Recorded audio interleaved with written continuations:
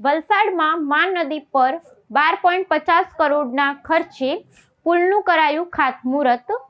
ધરમપુર અને ખેરગામ વચ્ચે સંપર્ક વધશે. વલસાડ જિલ્લાના આદિવાસી વિસ્તારના સર્વાંગી વિકાસને વેગ આપવા માટે રાજ્ય સરકાર દ્વારા માન નદી પર 12,50,00,000 રૂપિયાના ખર્ચે આ નવા પુલનું નિર્માણનું ખાતમુહૂર્ત કરવામાં આવ્યું છે. આ નવો પુલ ધરમપુરથી ખેરગામ તરફ જતા મુખ્ય માર્ગને કરંજવેરી રૂમલા રોડ સાથે જોડતો એક મહત્વપૂર્ણ કડી સમાન સાબિત થશે.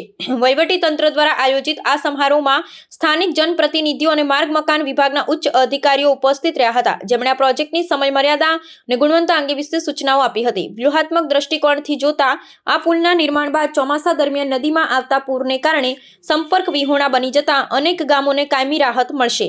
અત્યાર સુધી ગ્રામજનોને લાંબુ અંતર કાપીને અવરજવર કરવી પડતી હતી, જે સમસ્યાનું હવે કાયમી નિરાકરણ આવશે. કૃષિ પેદાશોના વહન અને ઇમરજન્સી આરોગ્ય સેવાઓ માટે આ ટૂંકો રસ્તો આશીર્વાદરૂપ સાબિત થશે. સરકારના માળખાગત સુવિધાના નિર્ણયની સ્થાનિક રોજગારી અને આર્થિક ગતિવિધિઓમાં પણ નોંધપાત્ર વધારો થવાની અપેક્ષા રાખવામાં આવી રહી છે. આગામી સમયમાં નિર્ધારિત લક્ષ્યાંક મુજબ પુલનું કામ પૂર્ણ કરવા માટે કોન્ટ્રાક્ટર અને ઇજનેરોને તાકીદ કરવામાં આવી છે.